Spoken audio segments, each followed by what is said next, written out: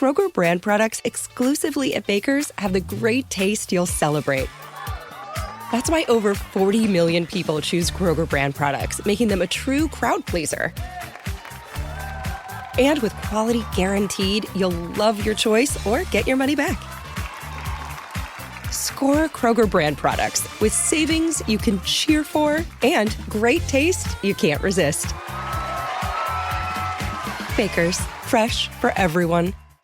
Good sleep should come naturally, and with the new Natural Hybrid mattress, it can. A collaboration between Lisa and West Elm, the Natural Hybrid is expertly crafted from natural latex, natural wool, and certified safe foams to elevate your sleep sanctuary and support a greener tomorrow. Breathable organic cotton and moisture-wicking Joma wool consistently provide cool and comfortable slumber. Every purchase helps fuel Lisa's work with shelters and those in need. Visit lisa.com to learn more. That's LEESA.com.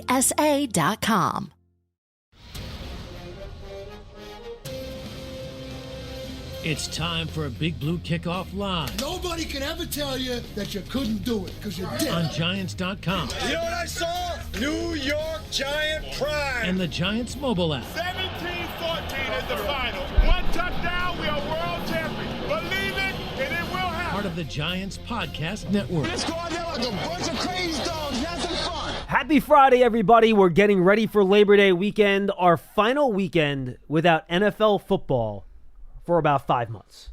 How about that? It's pretty good. I'm excited. It's more like 5, because we go almost halfway into February now, right? So we're looking at almost 5.5 months of consecutive weekends with NFL football. We had some nice college football last night. I don't know how much you watched of that. The end of the North Dakota State-Colorado game was fun, though maybe we should host a time management seminar for some of these teams that are out there. Run the ball, dude. I don't know what you're doing. But we're getting ready for Giants and Vikings coming your way. Now in about 9 days at MetLife Stadium. Giants celebrating their 100th season. We got the Fan Fest next Friday, the 5K run on Saturday, and then, of course, the game on Sunday, which will be just a whole weekend of celebration of the 100 greatest Giants and the Giants' 100th season. So I believe Paul and Matt handled all of our roster moves yesterday. You guys talked about the neighbors thing as well, correct? So they hit all of that, so I'm not going to waste time regurgitating the same information. We are going to try to take a lot of your calls today at 201-939-4513. So every year, Paul and I do our, this is the second year, not every year, but we're going to try to do it every year, our little wins contest where we draft our teams and try to figure out which one of us comes out with the most wins. Paul, unfortunately for me, did win last year's contest, thanks to my selections of the Jets and the Chargers, which did not work out well for me. Well, the quarterback got hurt 4 plays in. For the Jets, yes, and the Chargers were just one of those teams that fell apart. So I could have survived just the Chargers because you picked the Giants, and the Chargers and the Giants, I believe, finished with the same amount of wins, right? They both finished with 6 last year? I think so. The Chargers, I think it's 6, yeah. Yeah. I mean, the Chargers might have 5, maybe? Whatever the case might be. I could have survived, but the whole Aaron Rodgers thing kind of sunk me before the whole sunk the Jets, too. Started. Yes, it did. Absolutely. So this is how this works. We each going to pick 6 teams. We go back and forth. We pick teams, and we try to figure out which one of us will pick teams with the best wins. I'm going to throw a little twist at you now, too. Here's a twist. Okay, what do you got? So at the end of picking our top 6, whichever one of us does not pick first in the overall selection, and you won last year, so you can pick first, and then Pearson will flip a coin for the other one. Each one of us has to pick one team that won 6 games or fewer last year, and that will be added into the top 6 that we select for most wins. So basically, we're predicting the team that we think is most likely to bounce back. Oh, okay. Off of last year, which I think could be fun. Okay. So you can bring up the standings from last year. You kind of think about that as we go. I'm going to do that now. Yeah, exactly. I should definitely take a look at that. But I think it's fair, Pierce. I was going to say you should flip a coin to see who goes first, but since Paul won last year, I don't mind. I think it's only fair that he gets to pick first, correct? Flip a coin. No, you won. You got to pick first. You earned it, Paul. You get to. You earned it. You get to pick first. You won. All right. The thing that really hits me here is that we know the 49ers just got their Brandon Ayuk thing done. But they do not have their Trent Williams thing done. But they do not. Which honestly is probably more important. I concur. And so, when I knew this was going to be coming up, I had penciled in San Francisco, and I was like, okay, so they got to get both of these guys done, right? Well, they didn't. They only got one of them. And I'm with John. I don't think the Ayuk one is more important than Trent Williams. I just don't. I'm sorry. I think Trent Williams is just incredibly important. Well, here's the problem. If they don't have Ayuk, well, guess what? They still have Christian McCaffrey, Deebo Samuel, and George Kittle. Yes. They don't have Trent Williams. They don't have guys like that can pick up the slack for him. Correct. So you're going to laugh, but it came down to, for me, the Lions, believe it or not. I know. Go ahead, laugh. It's okay. I'm not laughing for the reason you think I'm laughing. Oh, okay. Because it came down to the Lions for me. And then on the other side, obviously the Chiefs, because the Chiefs are the Chiefs, and Andy Reid is Andy Reid. Pearson, when I talked to you yesterday, who are my top 2 teams? Lions and Chiefs. Those are my top 2 teams, too. So pick one of them. I'm going to take the other one. Oh, Jesus. Okay. Lately we have been thinking a lot alike. I'm sorry for you. Yeah. Thank you. I appreciate your sympathy on that, Paul. You're very, very, very, very, very welcome.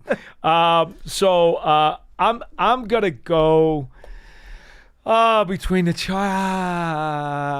Lions and Chiefs. I will go. I think you got to go Spags. You love Spags.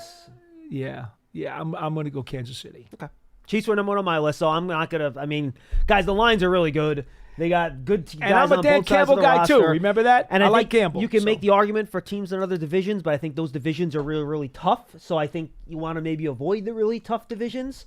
And not that I think the NFC North is weak. I don't. I actually think it is a pretty good division. But unless Jared Goff gets hurt, I don't see really, much like with the Chiefs, I don't see much of a window where they're not going to be a really good team. So I'm going to go with the Lions since you went with the Chiefs. Go ahead. I concur on that one. I'm really fighting myself on the next one because... Well, now you can go to the 49ers if you want. Yeah, but to be frank with you, I'm still concerned about Trent Williams. Fair enough.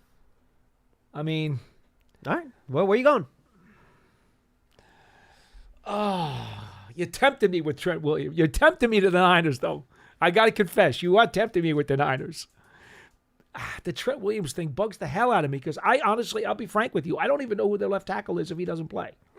I didn't look at the depth chart. Do you know who it is? Not off the top of my head. All right, you don't know either. I'll look it up right now. Hold on. All right, let's look it up. I got it. You keep thinking. Okay, because I'm not, you guys probably know this, I'm not a huge Brock Purdy fan. I think he is a result of circumstances. You would term him a system quarterback. Yes, I would. Not to mention the talent around him. Are you excited about Jalen Moore? I don't even know who he is. Apparently, he was a 5th-round pick in 2021. I did not know who he was. Okay. I got to be honest with you. Folks, I tell you all the time, I am brutally honest with you folks on this program. And then their 2 offensive tackles would be Jalen Moore and Colton McKivitz. McKivitz, I know who he is. Yeah, but he's still not great. No. All right. I'll go Rams. Woo! I'll go Rams. Woo! That is spicy, Paul. I like that. I'm being a little bold. I like that. I'm being a little bold. I got a hunch that they're going to be one of the surprising teams this year. They're going to be a lot better than people think. All right. Paul, I like that pick. All right. I'm going to go chalk then. But I'm trying to sneak a team by you here. I'm going to take a chance that you're not going to take them next, even though they are 3rd on my list. I'm going to try to use a little strategy here. I'm going to go with the 49ers just because I think Kyle Shanahan is so good at what he does. He can limit the impact of Trent Williams' absence a little bit. You think so? And then a little bit, and then maybe by week 4 he's back. So I'm going to go, you know what, though? He did hold that whole year for the Commanders, so you never know with Trent Williams. I know. He's very stubborn. I know. He's very... And by the way, who is their backup to Purdy right now? Oh, you know what? That's I actually have the depth chart up right now. It is Joshua Dobbs and Brandon Allen. You know what, Pearson? I'm going to go with the team I actually have 3rd on my list instead of going chalk here. I'm not going to be strategic. I'm actually going to pick the team I think is my 3rd team on my list. I'm going to go with the Houston Texans. Okay. I am not as high in the Texans as other people, and this kind of got me in trouble last year, but I think that division is one of the weaker ones in the league. And I'd just be very surprised if they don't win that division fairly easily. So instead of the Niners? Instead of the Niners, I'm going to go Wow. Texans. Yes, that's correct. So you can take the Niners off there. The whole Trent Williams, he could hold out the whole year. He basically did it with the Commanders. You just don't know. He's very bold. He is bold. Is probably bolder than my selection of the Texans here. So I think the Texans' offense is going to be spectacular. I think they have a great quarterback. They have 3 good wide receivers. They got a good running back. I don't love their offensive line, but I think it's good enough. And I think their defense, while not great, I think it's good enough. So I'm going to go with the Houston Texans here for my next pick. Okay. This is a toss-up for me. I think Jacksonville is going to rebound a little bit. Okay. They took a little swoon last year, just a little bit. I know you're a big Trevor Lawrence guy. Yeah, I am. And they took a little dent last year. And I do think that Doug Peterson has done some really good things, and I don't think they're going to be down for long. Problem is, Texans will probably win that division. So how many wins do the Jaguars have? And this is a game based on total wins. Yep, total wins. Jaguars would be bold. I like that. Well, Jaguars, I think it's a solid pick. And we'd also be going head-to-head then with Jaguars and Texans, Yes. which is kind of fun. Yes. And we're also, if you pick them, then we're going to go head-to-head in another one too. Well, the other team that I've considered here, again, the Niners still have to be a consideration. How far do they drop? Mm-hmm. And then the Ravens are the other one. The Ravens are next. Those are my 3 teams that I'm fighting. And you guys know I'm not a big Lamar Jackson guy, but it's more because of postseason and more because I think he's always going to get hurt. But the Ravens have a lot going for them. They were just in a really tough division. That's the problem. They're a really good team. And they also, by the way, lost a lot of their defensive coaching staff, not just their coordinator. They lost like 3 assistants on top of that. And their offensive line, they lost 3 starters. So are they a lock to win 11 games? I don't know that. Are they a lock to win the division? I can't say that. I agree. All right, I will go Jaguars because I just don't like the AFC South. I think the Colts and Titans are not good football teams. All right, Pearson, There's a lot of wins there. So well, someone just take the Niners. I know. I'm doing it right now. I'm doing it right now. So we're gonna go head to head in the AFC South with the Texans and Jaguars. Now we're going Rams, Niners head to head in the NFC West as well. So I like that. I'm gonna go Niners, which leaves the other team you're picking from for your next pick. Yeah. All right. As much as I don't really want to do this, oh man, go for it. They were the next team for you. Yeah, well, the Ravens are the next team for me. But again, I'm with you, John. I got a hunch. I don't know, man. Well, the Ravens are literally the 5th team on my list. So yeah, I know. I know. They make sense. I know. The one thing I will say though about it is that I've never been a big Ravens fan. I believe in Harbaugh, and I've never been a big Lamar Jackson guy. But there's no debate about how good Lamar is in the regular season. There isn't. He's a 2-time MVP. Absolutely. You know, and this game is not about postseason. No, this is about regular season wins. Correct. Ravens, go ahead, do it. All right, I'm going head-to-head again, Pearson. Here we go. I'm going Bengals. I think the Bengals have a bounce-back year. Okay. Joe Burrow, for the first time in a long time, is actually healthy heading into the season. We haven't seen that in quite a long time. Yeah. We know Lou Anarumo is a good defensive coach. Love him. T. Higgins is there. I have confidence that Jamar Chase will get figured out, and they'll get him there playing. So I'm gonna go with the Cincinnati Bengals. There, Mr. Butler. How many teams are we choosing? 6 each. Okay. So we're each at 4 now, correct? So each of us have to pick 2 more, if I'm not mistaken, right? There we go. All right, so you got 2 more teams, Paul. You're up next. Yeah. No teams from the NFC East selected yet. Nope. No teams from the NFC South selected, and I think that will remain constant throughout this competition. But somebody's got to win those divisions. Oh, yeah, but they might do it with 9 wins, though. This is true. Well, especially the NFC South. I think whoever wins the NFC East, I think will get to double digits. I'm with you, and that's why, to be frank, I part of me says, look, somebody's got to win a division. You got to pick one of those teams. I kind of want to force him to pick the Eagles or Cowboys, just to see him like writhe as he does it. Oh no! I just ate lunch. I know you did. Very good chicken sandwich, by the way. I'm sure the people are interested. Yes.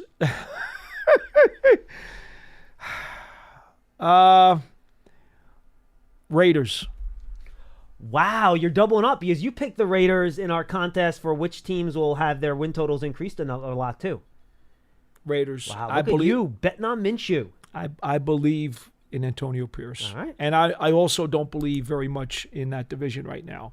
Pearson, I'm going to go on my other sleeper team. I'm going to go with the Green Bay Packers. They closed last season very strong. They were really a couple plays away from playing in the NFC title game. They almost beat the 49ers in that game. They just made Jordan Love literally the highest paid quarterback in football. They have a new defensive coordinator, and defense was their big issue last year. They bring in Shafley from Boston College to be their DC. They have a quartet of young wide receivers that I think are only going to get better with time. Josh Jacobs is a good running back. I think they do a good job on the offensive line. Mm-hmm. I think the Packers are going to win at least 10 games this year, and I think them and the Lions might go down to the wire for who wins the NFC North. So I'm going to go with the Green Bay Packers for team number 5 for me. Okay. Atlanta Falcons. What the hell? Wow. If Paul wins this competition, Pearson, I will shake his hand because he is going out on a limb on a couple of these. Okay, after your 6th one, I'm going to pick 6 that are left. Oh my gosh, are you really? Yeah, okay. I think there's still good teams. No, there are some good teams left.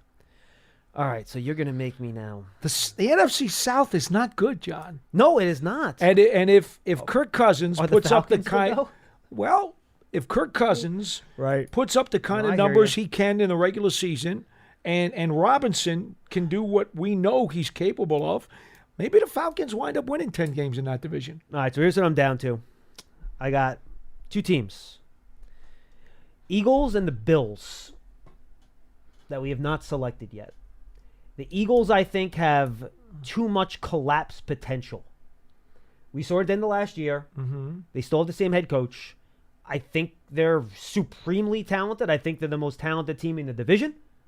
But there's something going on down there that scares me a little bit. Well, coaching staff changed again with the coordinators. Yeah, but Vic Fangio and Kellen Moore, they have a long history of success in the league. So Can't there's dispute reason to have that. confidence in them. But again, there was something going wrong there at the end of last year. Mm-hmm. Jason Kelsey's not there. Fletcher Cox. Those are like the stabilizing forces of that organization. And they also signed an often injured all-pro running back. Oh, and again, but I think that Saquon's not going to hurt that locker room. He's a good dude. No. And I don't want to have to root for the Eagles. So I'm going to go with the Bills. I think I think Josh Allen is the second best player in the NFL after Patrick Mahomes. Oh. He's a machine. He runs for 15 touchdowns, throws for 25. He does it all. I don't love their receivers.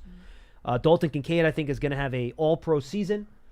And their defense, Matt Milano, I get it. It's banged up. It's not the same. But I will bet on Josh Allen here, and I'm going to go with the Buffalo Bills. And you're right, Pearson. There are probably 6 good teams left here. I already have them. Who are you going with? I'm going Cowboys, Jets, Eagles, Dolphins, Bucks, Browns. It's funny, Pearson. I had a list of 12 teams here. The teams I left on my list were the Eagles, the Cowboys, the Dolphins, the Jets, the Browns. Hey guys, this is Matt Jones, Drew Franklin from the Fade This podcast. We got a great episode coming up. Picks in all the sports, football, basketball, we do them all. But here's a preview of this week's episode. We'll start with the Big Ten. And I would like to start with this thought for you, Drew. There are 18 teams in the Big Ten. Okay. Do you think we can get an agreement but amongst these conferences to have the number next to their team conference be the number of teams in? Here's my suggestion. The Big Ten is allowed to be the Big 18, and then the Big 12 just has to pick something else, like Happy League. One of them use a Roman numeral, one use number 18. Big 12, first of all, because they're worse, they just have to pick something else. You know, I don't know. God's plan. I would love to watch the God's Plan Championship.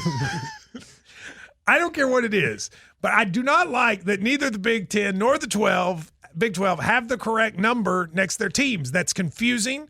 Children would look at that and go, this is stupid. So I think they need to change. And this episode was brought to you in partnership with DraftKings. To hear more, listen and subscribe to Fade This on iHeartRadio or wherever you listen to podcasts. And the only one I did not have on there was the Bucks. Well, that whole division no one chose. Okay, so now each of us has to Falcons. He did now each of us has to pick one team under 6 that wins had last year. 6 wins or fewer. 6 or fewer. Yes, 6 or fewer. Pearson, since you got to pick the scraps of the top 6, you select one team that had 6 wins or fewer last year to add to your group. I have to look up the standings. Okay, so that's... Well, no, I have it written down here. Okay. The Cardinals, teams Commanders, with 6 wins Panthers. or fewer last year were the Patriots, the Titans, the Chargers, the Giants, the Commanders. You can select the Giants if you like. The Carolina Panthers, and the Arizona Cardinals. I will take the Patriots. Oh, there he goes, Mr. Massachusetts. No reason. There's a reason. It's not a good one, but there's a reason. No football-related reason. You do know they just claimed a couple of offensive tackles the other day on waivers, right? Yeah. Yeah, they're building it up. They're building For it up. Jacoby Brissett. All right, Paul, I will give you a chance to take the Giants here. I will take the Okay, Giants. I know you will. Thank you. I wasn't going to take them away from you. You're very kind. I wasn't going to take them away from you. Thank you. All right, this is interesting because I think of the teams remaining, I think the Arizona Cardinals are the best team. The problem is that the NFC West is really good.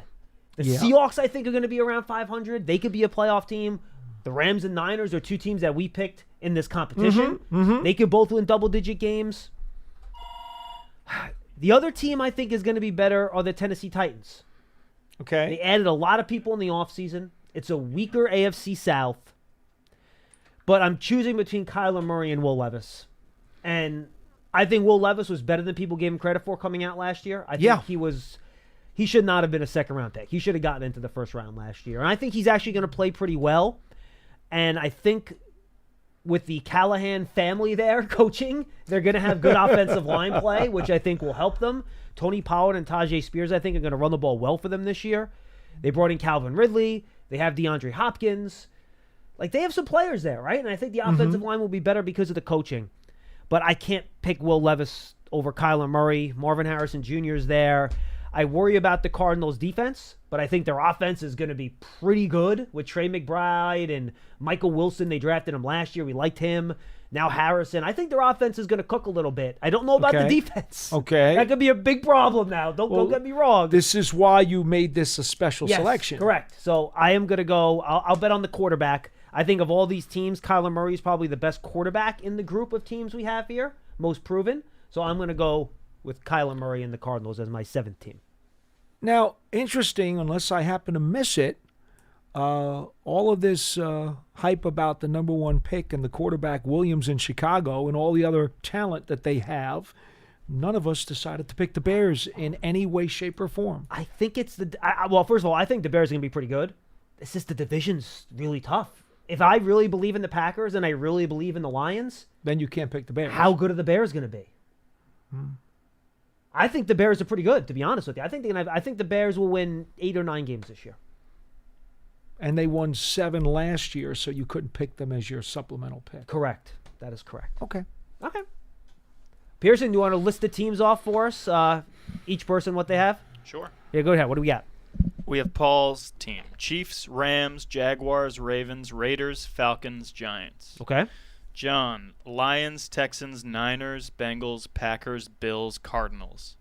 Pearson, Jets, Dolphins, Bucks, Browns, Cowboys, Eagles, Patriots. And that's from the scrap heap. And you might very well win. He could. No, look. With he could. A lot of good teams, man.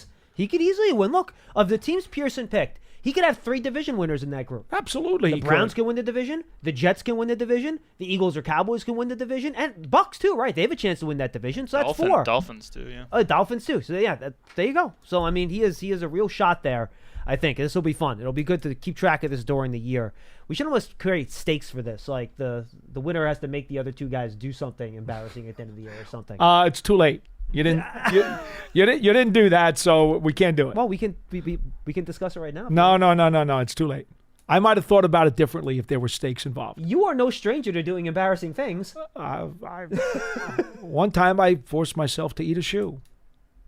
What? You don't remember that? No, I don't remember you eating a shoe. When did you eat a shoe? I took a bite out of the sole. I didn't actually digest it, but when was this? It was some... Explain. No, tell the story. Come on, you can't just say you ate a shoe and then not tell the story. It was some years ago, and the Giants were playing an absolute patsy. I can't remember what team it was now, and I said, if the Giants lose this game, I'll eat my shoe. And so I took my shoe and I bit down on the heel. Not the heel, on the sole. A man of his word. I like it. Because I said what I said, and they lost. So, and you still haven't learned your lesson about underestimating opponents. It happens sometimes. He just learned the don't make steaks. Yeah, that's correct. Yes. There you go. I did learn that the bottom of a shoe really does taste bad. Yes, well, especially if you've worn it before. Just like bison burgers. It tastes just like a bison burger. It's really bad. Why you gotta take it out on the bison for? Because it tastes like the bottom of a shoe. 201-939-4513. We talked about the 100th weekend, folks. Well, there's a lot of great stuff going on, including the Giants Fan Fest, free and open to the public. It's Friday, September 6th, presented by Wendy's, MetLife Stadium. Starts at 5 o'clock. That's when the gates open. 100th season of Giant football celebration. We honor the top 100 Giants. You have autographs, panel discussions, historic displays. You can take photos with the Lombardi trophies, and an awesome drone and fireworks show at the end of the night. Paul and I will be there recording some podcasts that will kind of spread out over the course of the year. It should be a lot of fun. Go check out the Giants Fan Fest. And the day after, in the morning, you can go check out the Giants Foundation. They'll host the 5K and Kids Run presented by Quest. The following morning, Saturday, September 7th, 9 a.m. at MetLife Stadium. Net proceeds will benefit the Giants Foundation. All participants will receive a commemorative T-shirt. And after the race, stay for a post-race festival with appearances by Giants legends and a live DJ. Register now at Giants.com/5K. All right, we got people on hold. Yeah. Let's get to them here at 201-939-4513. And then at the very end of the show, folks, I'll give you my over-under selections. Paul and SciTac did theirs yesterday. I'll give you mine at the end of the show. Let's lead off with Jay in Phoenix. Jay, what's going on? Hey, guys. Yeah, great discussion. Fun to hear about your predictions on the how the league's going to go. And I think it was there's some number out there that says 50% of the teams that make the playoffs won't make it the next year. Yeah. Lance and I went through that before. Something like over the last 10 years, and every year except for 2, half the playoff teams switched from one year to the next. The quicksand of mediocrity. Exactly, and unfortunately, the Giants fell into it last year. So hopefully we're pushing for a playoff spot that will keep the season interesting. And Jay, remember, the same team has not won the NFC East 2 years in a row since 2004. So tough luck for the Cowboys. It'll be somebody else's turn this year. Yeah, exactly. It gives us hope. I was calling because I wanted to just touch on two things. One was the roster, and then, I guess it kind of goes with the media. I much like probably a lot of the people who listen to your show, I like to listen to all the press conferences and so on and so forth. And I got to be honest, you guys are both, probably trained journalists and went to school for it. Can we come up with a format or something where they just give them all the ridiculous information that they ask for over and over and over about injuries and what's the nature? Dable's never going to open up. It's almost like a complete waste of time. I'd love to hear a little bit more. I know he's not going to go into strategy and things like that, but I'd love to get more from him than this combative, I'm going to keep my, Bill Belichick-esque type of, press conferences. And the questions they get asked, that the media asks, it gets ridiculous over time. I don't know what your guys' thoughts are on that, but and maybe you can't comment on it, because it's, not peers. You want me to take a shot at this? I'm going to keep my mouth shut. So, okay. Paul, if you want to get yourself into trouble, go ahead, please. No. Look, every head coach has his own MO as to how he's going to handle a press conference, how he's going to disseminate information, and how much he wants to give out. A head coach has a right to do that. That's part of the job description, and that's what he's getting paid to do. So he is well within to do how he sees fit. So there's really nothing to talk about in that regard. As far as the rest of it, here's what I will tell you. There was a time during the last couple of years of Tom Coughlin's tenure here where he got so tired of all of the monotonous and repetitive questions about injuries that he would actually have a paper distributed with the list of guys who were not going to practice. You remember that, John? Tom decided that, and that's his call. Remember, he's the head coach, so he gets to make that call. Oh, he can do whatever he wants. He had decided he was so tired of dealing with the waste of time and the repetitive questions about practice availability. He would just tell the PR staff, okay, at the start of my presser, before we start the questions, hand them a piece of paper that has all the guys who are not going to practice today with the pre-practice injury report. And that actually eliminated a lot of the waste of time. Now, Whether or not the Giants want to move forward and go back to that again, that's Brian Daboll's decision and maybe Pat Hanlon's decision. Maybe both of them collaborate and decide if they want to make a change. But I will say to you, that's probably the only time I can remember in recent years where the press briefings did not have a chunk of time wasted on repetitive injury-related information. And Jay, I will say something in defense of the writers here. This is what their editors want them to ask, because they want them to tweet it out. They get all the retweets and the likes. Then they'll get more of that engagement. So when they post articles later, more people see it. They'll click through to the article. So this is all connected to what their editors and their newspapers or whoever they happen to be working for want them to do. And Jay, remember, what's the big thing besides fantasy and gambling that drives a lot of the fan base to the attention that John's talking about? Care about that it's stuff. Injuries. Yeah. I mean, that's because injuries drive gambling and fantasy. That's the point, correct? Right? I mean, you get your quote lines, right. You get your lines, and that's a big deal. Everybody wants to know if the line's doing this or that. But why? Because the injuries affect that. Paul, it's a great point. It's a great point. So, I mean, it is what it is. Yeah, one of the questions in particular, because that's what's being talked about right now, is Joe Schoen, cranky Joe Schoen from that last press conference. From my perspective, this is how I see it. They're asking him questions specifically about cornerback. There is no way for him to answer that doesn't give leverage to, let's just say, who knows what's happening. Maybe they're trying to make a trade. Maybe they're negotiating with a free agent. No matter how he answers that, it gives leverage if they sound desperate for a guy. Let's be honest. They need depth. They need probably some veteran depth at cornerback. But talking about it to the media just gives leverage to whoever they're working with to try to fix that problem. Yeah, and Jay, I'll throw something else on top of it, too. Joe Schoen is not going to comment directly about what he thinks of a player and how they're playing. Right. And he is not going to comment on expectations and putting a number on how many games he thinks this team should or could win. Because it does you no favors, and you cannot win. It does not help the organization to make comments on those types of things, because it will get used against you at some point. There's just it doesn't help you. So he's going to give his version of no comments on those types of questions. And frankly, I understand why the media wants to ask those questions. I get it. I totally understand where they're coming from on it. But Joe's not going to answer them, because it's not going to.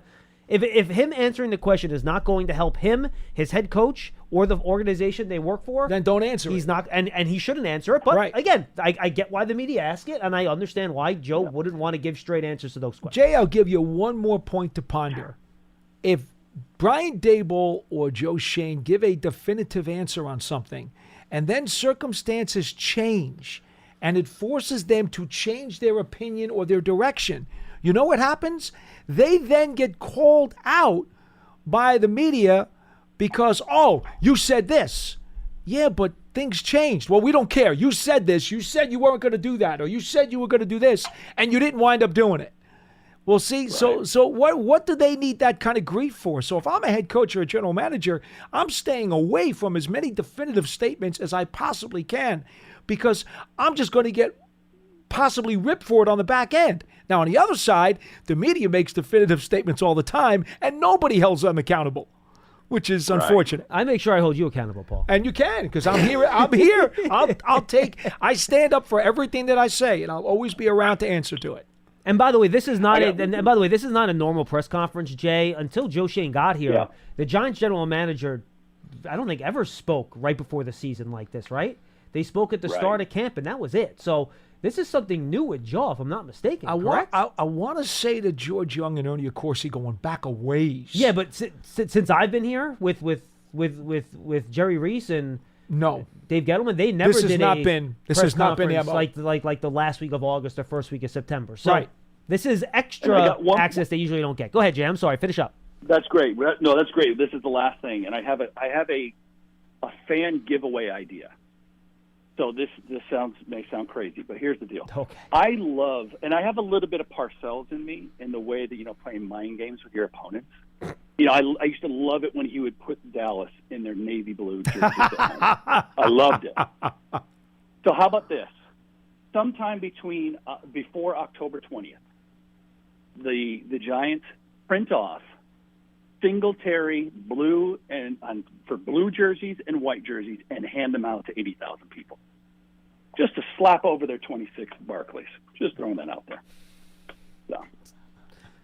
Thanks for the call. I appreciate the call. I think you probably go T-shirt there, not jersey. I think the jersey might get a little pricey. Yeah.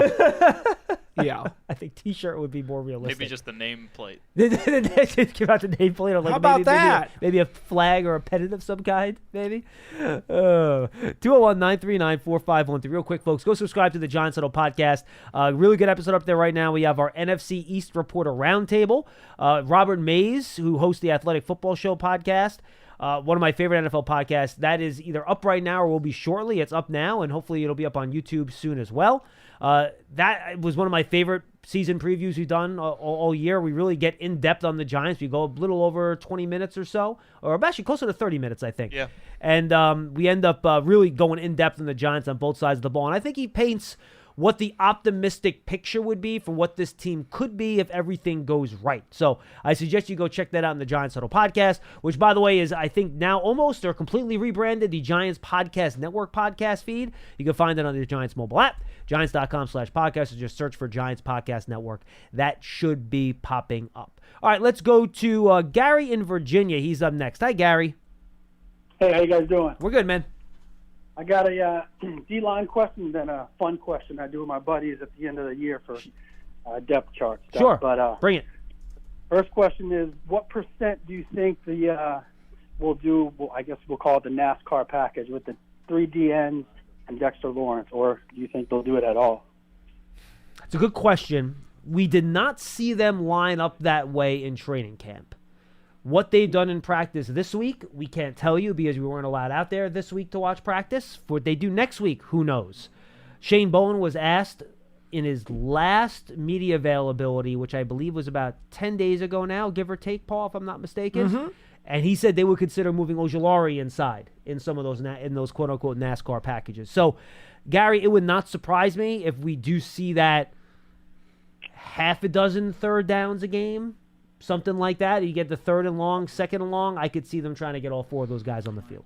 I had suggested that many, many months ago after they acquired Brian Burns that you might see Dexter down and then 3 linebackers up front. I had suggested that, but to be frank with you, I couldn't really figure out how I would configure the 3 stand-up guys. I'm thinking Thibodeau might be better off inside Ojulari. That's how I would do it too. But that's not what Bowen said. No. Again, he didn't show any of that during training camp, and then all of a sudden he answered a question and said that could be a possibility, which means he's had something brewing in his mind for a while, and he just didn't show it to anybody. They might be working on that stuff in the next week and a half, and maybe the Vikings are going to be like, whoa, where'd that come from? And the Vikings don't have the most athletic guards. They do not. They're big, strong, bruising type guards. Mm-hmm. So if you can get it one-on-one in space against an Ojulari or Thibodeau, I think that's advantage Giants. Yeah, so I wouldn't put a percentage on it, but I won't be shocked if we see that formation at times. Agreed.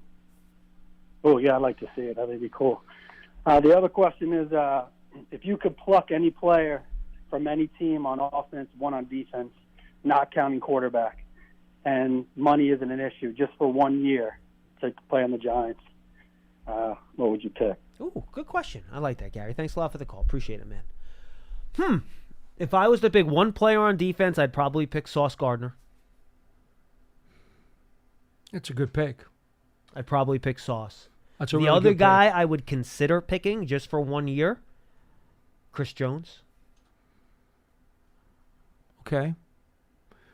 Or maybe Jeffrey Simmons, one of those big time defensive tackle types. But I think I would lean towards. I think I'd go corner. I think I'd pick Sauce, or if you prefer Surtain from the Broncos, whomever your favorite top cornerback is. I'd probably go Christian McCaffrey on offense. Really? Yeah, I would. Okay, that's an offense. Okay. On offense, I think I'd go McCaffrey only because, again, Neighbors is not a proven headache player yet. He is a rookie. They don't have any headache players on offense. McCaffrey is a major league headache player. So I would probably go there, especially knowing what Brian Dable can do with the various ways that he would utilize getting him the ball. So I'd go McCaffrey on offense. And on defense, And I would consider Michael Parsons on defense too, by the way, just because I think Shane Bowen would have a lot of fun with him. I'm sure that he would. But I think, again, considering the Giants' young and inexperienced secondary, you made a good call by taking a shutdown corner. Now, whether or not you decided that you wanted to pick Sauce or somebody else, that's another story altogether. Who would I pick on defense? I would not pick a pass rusher because I like the Giants' pass rush right now. And I'm happy with their linebackers. So it would have to be somebody in the secondary. And I guess Sauce Gardner is probably a good pick, John. I don't think I could dispute that one. Offense is tough. Offense is tough. I wouldn't pick a running back. The question, do you pick like Lane Johnson? Someone like that, like the best right tackle in the league? Or I guess Penei Sewell would be the guy you would pick, right? If you're going to pick a tackle, it would be Penei Sewell because he plays the right side. Yeah. And he's probably, or Tristan Wirfs. One of those two guys. Yeah. And Wirfs is moving to the left side this year, but he obviously has been a right tackle. So you could pick either Wirfs or Sewell. Can't go wrong with that. No, not at all. Cannot. I mean, see, my take on that would be, though, to make this pick, I don't do it in a bubble. I'm doing it considering what the Giants have at that position. I'm aware. I would still consider doing that. And I'm okay with Illuminor at right tackle. So I'm but I'm okay with Singletary at running back. But I don't think I'd pick the offensive tackle. The question is, would I just pick Justin Jefferson, put him in the slot every down, let's cook, or CeeDee Lamb? Like if you could leave Neighbors outside and then put Lamb or Justin Jefferson in the slot next to him, boy, it's pretty wild. That could be fun. It's a good question. Or that's a fun one to contemplate. If you really want to attack a weakness, do you pick George Kittle or Sam Laporta? Plug him in at tight end. I like what the Giants have at tight end, despite those guys. I don't think that there's that much of a overall impact to the offense. I think there is passing game wise. I think there is. Well, you could argue that Kelsey then, right? Yeah, but I feel Kelsey's he kind of went on cruise control in the regular season last year. Yeah, well, I don't want a guy on cruise control in the regular season. It's an interesting question. I would want to. The receivers are just so good. I have trouble saying no to those guys. But if you're trying to fill a hole, I would say it's hard to say no to Sam Laporta or George Kittle in that situation. It's hard. What would you go, Pearson? Would you go wide receiver there, or would you go tight end? By the way, or offensive tackle? Hawkinson's not a bad pick there either. Yeah, he's hurt though. This is I understand. Any team. Any player off any team on offense you could add to the Giants roster. Who would you add? Not a quarterback. I'd probably go Kittle. You go Kittle, huh? Yeah. You got helping you in the running game too. You're a Kittle guy. I feel like I was when he was in college. I know. I wanted him here desperately. I know you did. Calm down. It didn't happen. I'm aware. I didn't mean to bring up bad memories for you. It's okay. I ache every time I see him in a Niners jersey. Back to the phones. 201-939-4513. Donnie in Queens. Donnie, what's up? Hey, guys. How are you? What's going on? Well, thanks for getting us through another off season, us football junkies.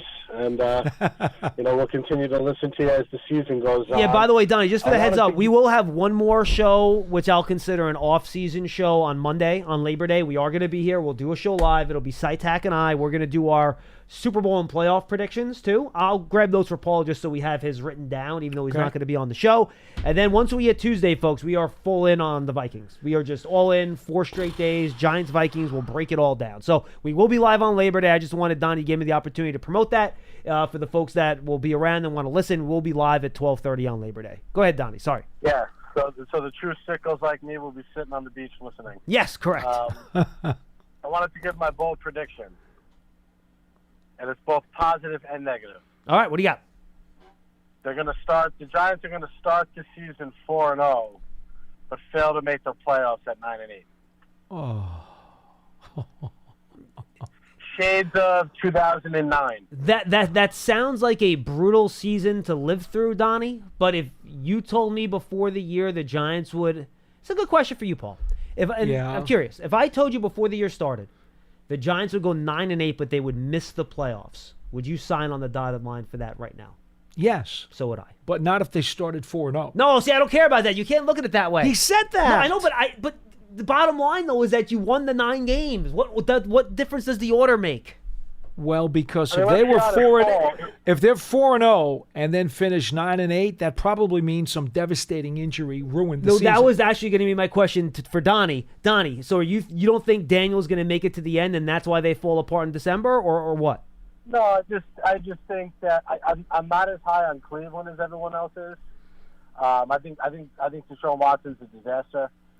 He could be. I think kind of like you mentioned with Dallas. I think Dallas has got some figuring out to do that may not happen. Look, they started 6-1, 7-1 in 2022, and they finished 9-8. So it's a very similar path where I'm expecting a hot start, but that stretch with the Bengals and Philly and Seattle, it does get tough. And I think they're a 9-8 team that gets off to a really good start. Keep in mind something though. If they're 4-0, that means they're already 2-0 in the NFC East before you get to the rest of the schedule. So, right. That I guess is they get swept by Philly and then split with Dallas eventually, and probably sweep Washington too. Yeah, I mean, I think if you want to get to 9-8, I think you would have to sweep Washington. That'll by your count, that's 3 wins in the division. Donnie, I got to tell you, you're usually 4, Paul. 4, yeah, it'll be 4, but sweep. Oh, no, it'll be 3, Donnie. You said you would split with Dallas, you would sweep Washington, and get swept by Philly. Oh, correct. Right. Yes, Yeah, that's 3. 3. Paul's right. That's 3. Donnie, honestly, you're usually a very sober fan in that you're very realistic. I'm actually maybe surprised isn't the right word, but 9 wins, I think, is a good number coming from you. Bold. Yeah, I like it. I think 9's legitimate. I've already gone on record this week. 9-8 is the Giants' record at the end of the season. I'm with you. I think they can do it. The entire season boils down to this. Paul's not going to like this. Can they start 2-0 or not? Because to me, if they don't, I think if they lose to Minnesota, the absolute wheels could fall off this thing. I don't think it's going to happen. I think they're going to win the game. But to me, that's the whole thing. They're not good enough to not beat Minnesota and Washington on their schedule. Well, I will say this, Donnie. I will say this: if they go 1-1 in the first 2, I would say that's disappointing. But I don't think it's a season killer. If you start 0-2 somehow, that's really bad. You will see some long faces. Again, I'm not going to say the season's over because there's only 2 games and anything can happen. But I would be very when I host that Monday show coming off that Washington game, you will see a very despondent John Schmeelk if the Giants are 0-2. And you will get a somber Donnie from Queens. Yeah, I mean, guys, enjoy your holiday weekend. Thanks for taking all my calls and always enjoy talking to you. Hey, Donnie, appreciate it. You've been one of our best callers in the offseason. We appreciate that. Thank you very much. Yeah, the Giants need to be getting on that highway right out of the gate, and and I think Dable knows that too, which is why he's handled the summer the way he has. Absolutely, does he know that? I wish the starters would have played a little bit more, but that's always my wish. Having said that, though, again, we go to the boxing analogy. I'm sorry, but I look at Washington and I look at Minnesota. These are not heavyweights. No, they're not. They're not. No. And if you want to be a 500 team or have a sniff at the playoff conversation, you need to be able to beat the non-heavyweights. I don't think the Vikings are a bad team, but I think they're a very middle-of-the-road team.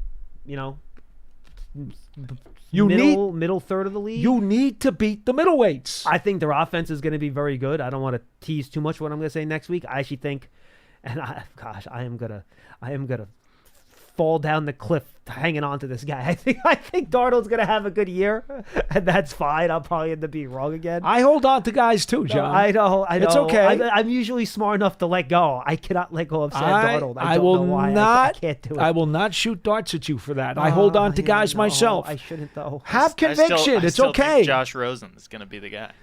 Well, you need some serious help, Pearson. Good sleep should come naturally, and with a new Natural Hybrid mattress, it can. A collaboration between Lisa and West Elm, the Natural Hybrid is expertly crafted from natural latex, natural wool, and certified safe foams to elevate your sleep sanctuary and support a greener tomorrow. Breathable organic cotton and moisture-wicking Joma wool consistently provide cool and comfortable slumber. Every purchase helps fuel Lisa's work with shelters and those in need. Visit lisa.com to learn more. That's LEESA.com.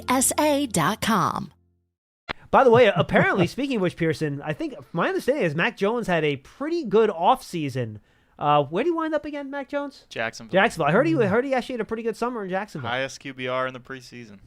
See, he's all over it. See? But it's preseason. Yeah, but it's preseason, exactly. He's not as bad as he looked. I think he could be I don't, okay. I don't think he's as. I don't think he's as bad as he looks. I agree with that. So I think the Vikings defense is very vulnerable.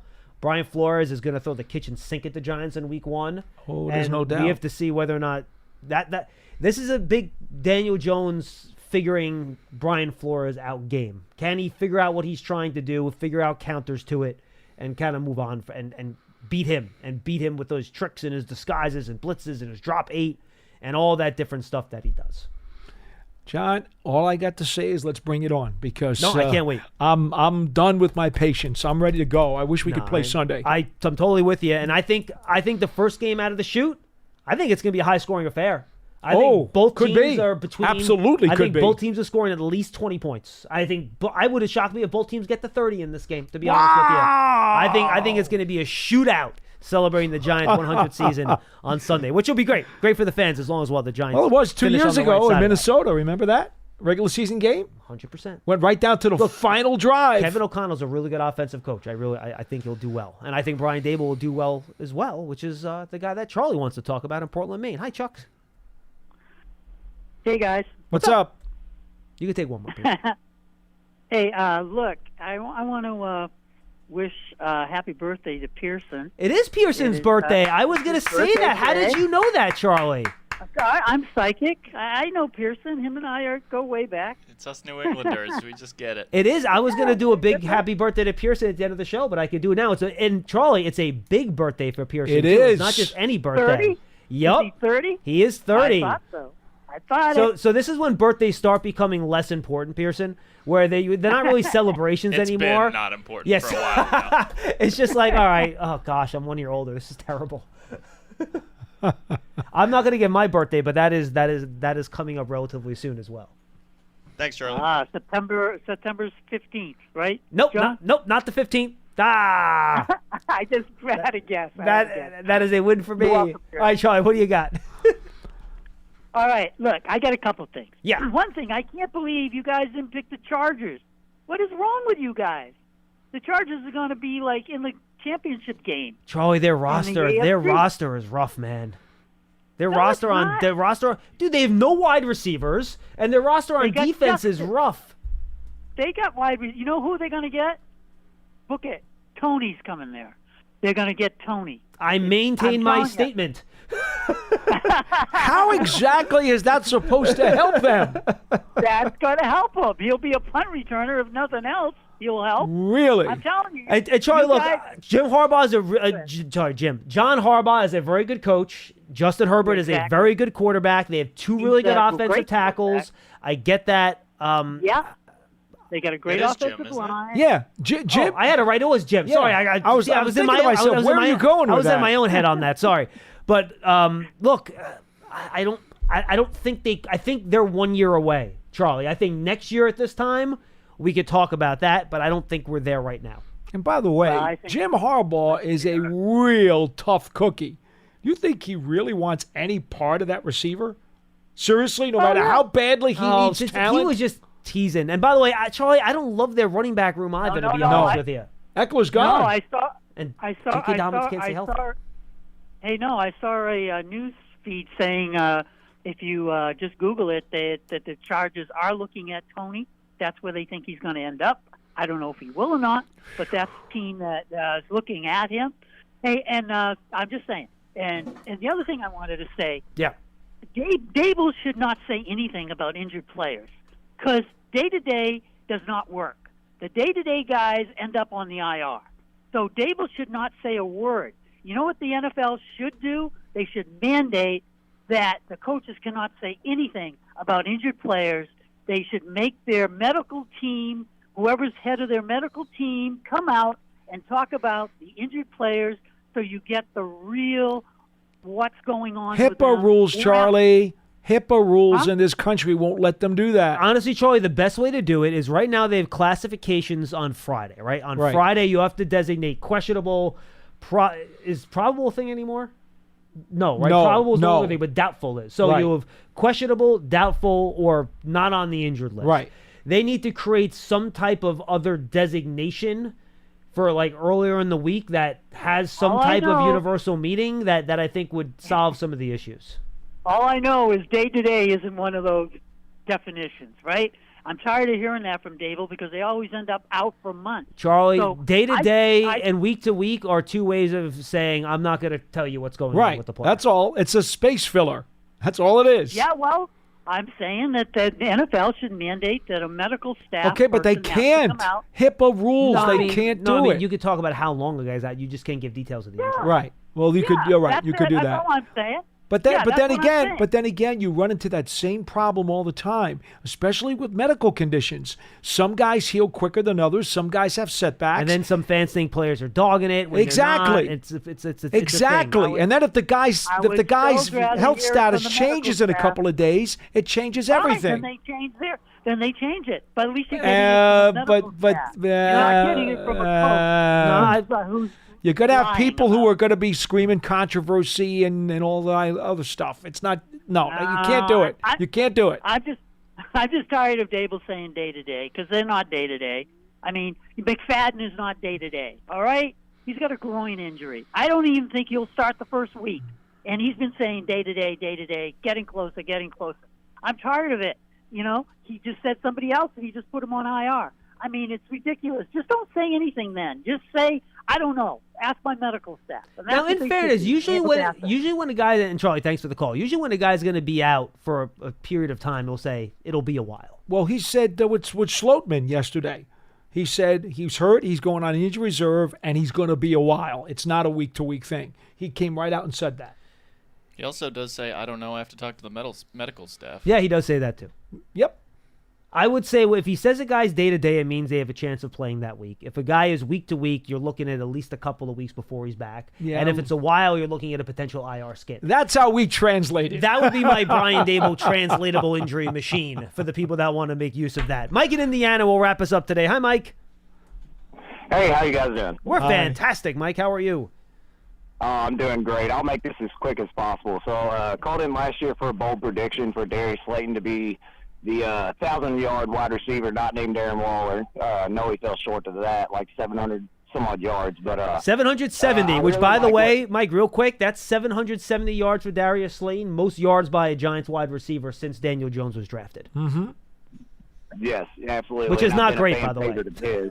Yeah, absolutely. Not great. But anyways, I like Donnie's prediction of the 9-8. The 4-0 may be pushing it. But I think the one way that would be a successful season to me, the trenches. The success in the trenches this year means everything. I think we flip-flop, and we have more sacks on defense this year than we have sacks allowed on offense. I like it. And I think the way that's achievable. And I don't know when the last time the Giants have had 50-plus sacks. I think we have to have 55 sacks this year on defense. And I think we get that with our front seven that we have. And you guys can take it from here. I appreciate it. Thanks, Gary. I like it. I think that's a good one. I would put the number around 45. I think that's going to be kind of what the breaking point is. Like, I'd if you be can thrilled with 45. hold under 45 and get more than 45, I think that's a good 50. More than 50 sacks is a lot. That's asking a lot. Mm-hmm. I think 45 is probably a decent number to aim for. Shockingly, that's the number I picked for my over-under, which is not a surprise when I did the sack number. So, yeah, here's the one thing that you got to remember. In spite of the fact that the Giants secondary is rather inexperienced and young, and we all understand that, I mean, even the coach and the GM have expressed some concern about that position. And we did, by the way, see the reports today about the veteran quarterback coming in the building. Right. But there's nothing official on that yet. Hopefully, if you know something on Monday, we'll obviously talk about it. Yeah, but in spite of what they've said, the game is still football 101. It still comes down to the trenches. It always will. That's why they used all the resources on Brian Burns. Bingo.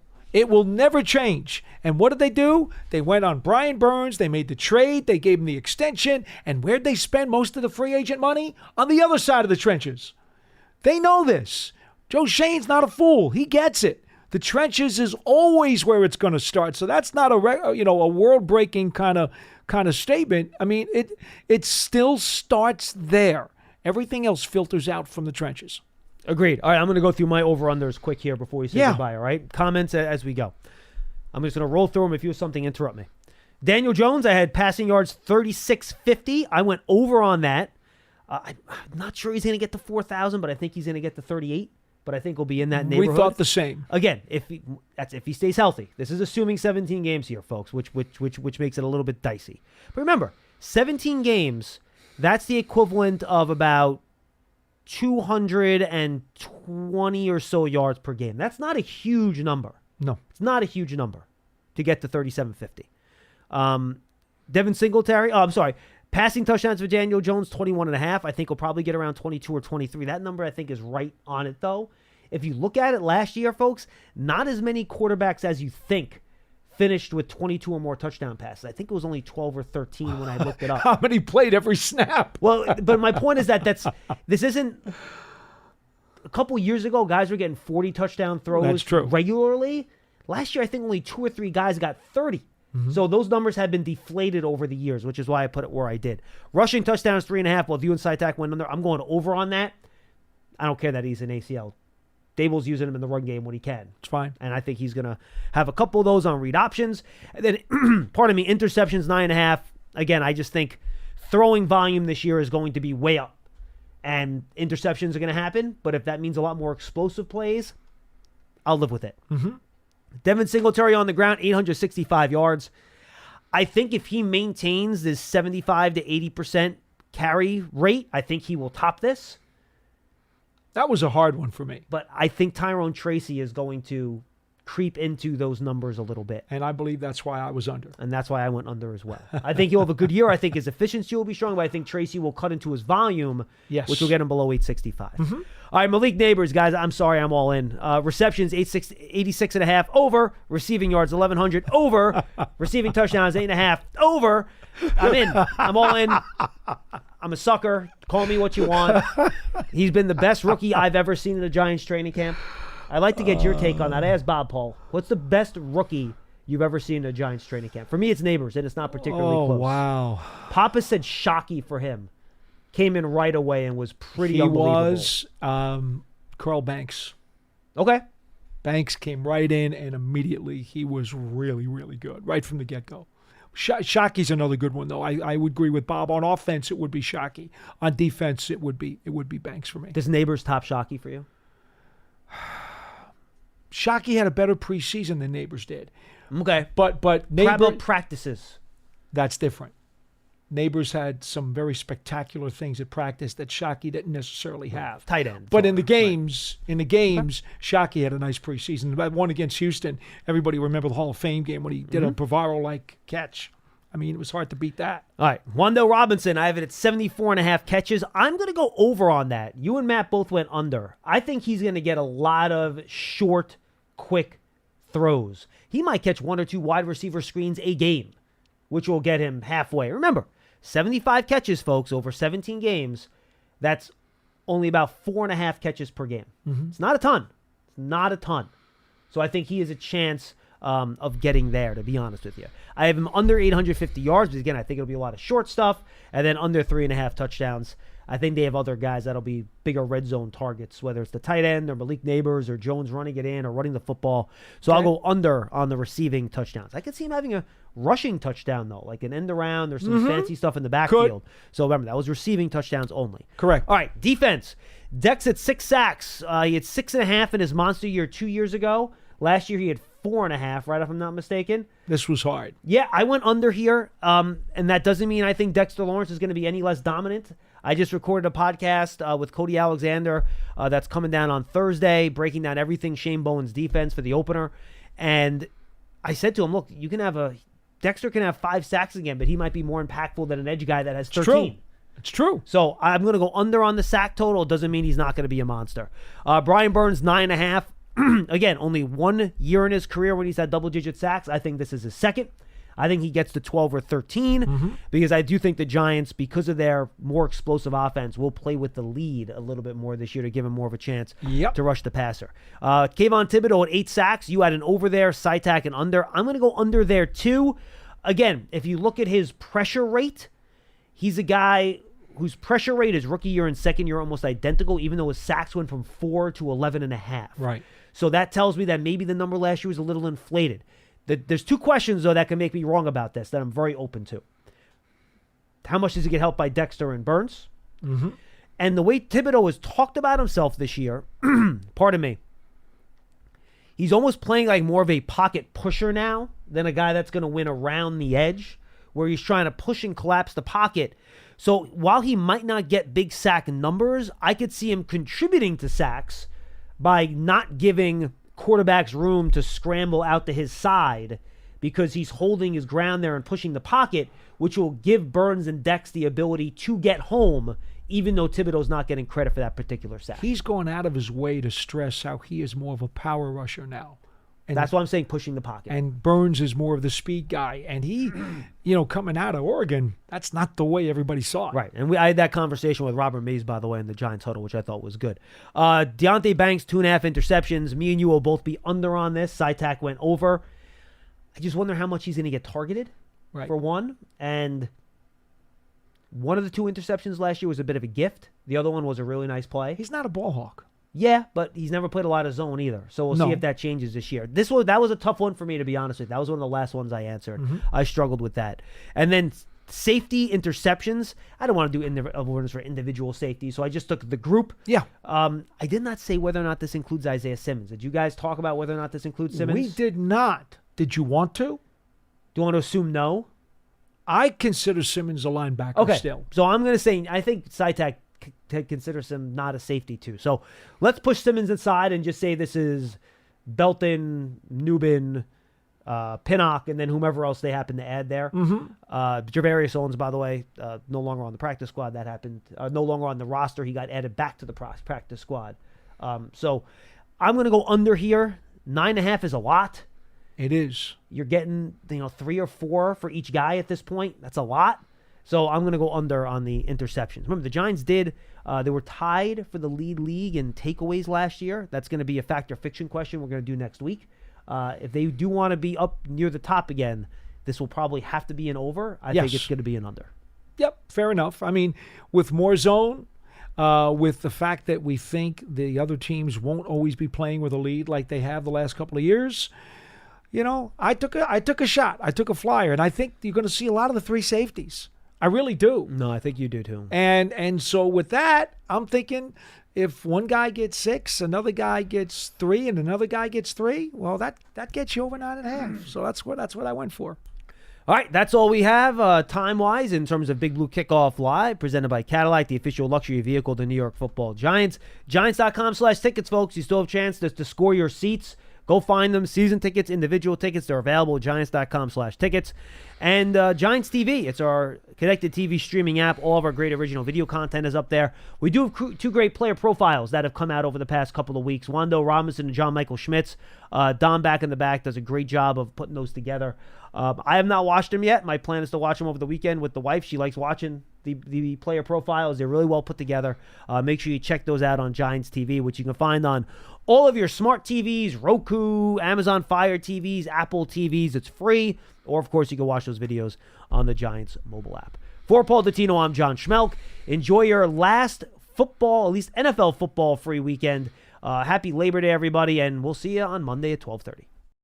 Good sleep should come naturally, and with the new Natural Hybrid mattress, it can. A collaboration between Lisa and West Elm, the Natural Hybrid is expertly crafted from natural latex, natural wool, and certified safe foams to elevate your sleep sanctuary and support a greener tomorrow. Breathable organic cotton and moisture-wicking Joma wool consistently provide cool and comfortable slumber. Every purchase helps fuel Lisa's work with shelters and those in need. Visit lisa.com to learn more. That's LEESA.com. Minnesota has some of the best mountain biking in the country. From gorgeous reclaimed iron mines to the rocky terrain of Lake Superior's North Shore. Discover what makes Minnesota the star of the North. ExploreMinnesota.com.